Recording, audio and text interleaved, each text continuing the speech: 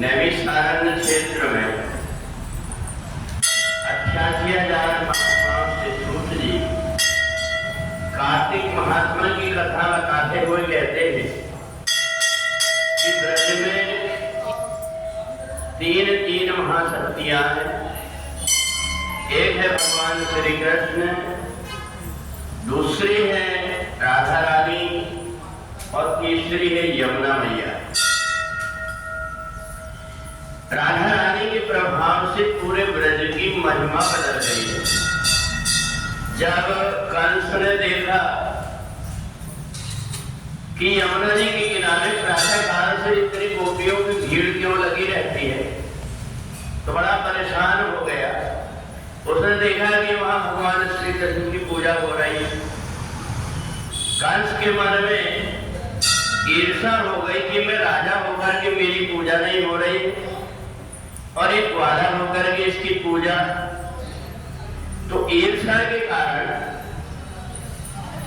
जब कंस ने मन में विचार किया कि मैं चल करके गोपियों को डरा करके आता, तो जैसे ही कंस ने विचार किया और अपना भयंकर रूप बना करके यमुना जी के किनारे जब पहुंचा, तो राधा रानी को देख करके बड़े क्रोध आया कि बताओ, कार्तिक के महीने में हम भगवान का पूजन कर रहे हैं, मेरे दुष्ट हमको सताने के लिए आ गया। इसलिए राधा रानी ने अपनी गोपियों को इशारा किया कि एक काम करो, एक कंस को गोपी बना दो। ललिता गई और जाकर के राधा रानी के चरणों का जल जैसे छिड़का, कंस गोपी बन करके और परेशान हो गया, इधर उधर देखने लगा कि मैं क्या करूं। तो राधा रानी ने कहा एक काम करो, इसको बढ़िया सी काली कलूटी गोपी बन गया, इसको लेकर के साड़ी पहना, स्तंभन करके और उसको गोपी बना करके राधा रानी ने कहा कि हमारे यहाँ ले जाओ और यहाँ गोबर फेंकने के लिए लगा। अब इधर तो कंस बड़ा परेशान हो गया। नारद जी को प्रार्थना किया कि नारद जी, आप ऐसा कोई उपाय करिए जिससे कि इस परेशानी से मैं छूट जाऊं। उस समय पर नारद जी जब पहुंचे भगवान के पास, भगवान ने कहा मैं कुछ नहीं कर सकता, तू राधा के पास में जा। और नारद जी जब राधा रानी के पास में गए, उनसे पूछा कि ये बताओ, ये काली काली गोपी कौन?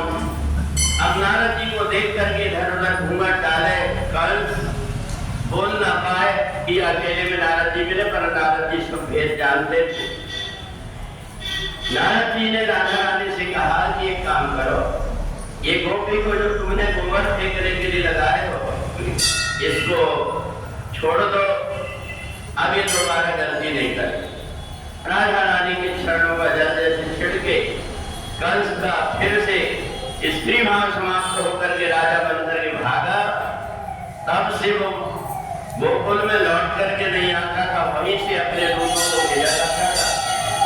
सूत जी कहते हैं भगवान श्री कृष्ण की पूजन करने की ये महिमा है कि जो भी व्यक्ति भगवान श्री कृष्ण की कार्तिक के महीने में पूजा करता है, सभी प्रकार की मनोकामनाएं उसकी पूरी होती है। इसलिए गोपियां बड़े प्रेम से कार्तिक के महीने में सुबह यमुना जी का स्नान करके और भगवान श्री कृष्ण की पूजन करती, भजन कीर्तन करती, और भजन कीर्तन करते करते भगवान श्री कृष्ण की आराधना में लीन रहती। इस प्रकार से ये जो कार्तिक का महीना है, ये कार्तिक के महीने में तीन महाशक्तियां हैं। उन तीन महाशक्तियों का फल जो व्यक्ति जहां पर है वहीं रह करके भगवान विष्णु की पूजन करता है, यमुना मैया की भी कृपा हो जाती है। वो यदि सूर्योदय के पहले स्नान कर ले तो, और दूसरा राधा रानी की भी कृपा और भगवान श्री कृष्ण की भी। इसलिए जो कार्तिक के महीने में भगवान श्री कृष्ण की पूजन करता है, दर्शन करता है, कार्तिक महात्मा की तरह सुनता है, उसको यज्ञ करने का पुण्य प्राप्त होता है। बोले सच्चिदानंद भगवान की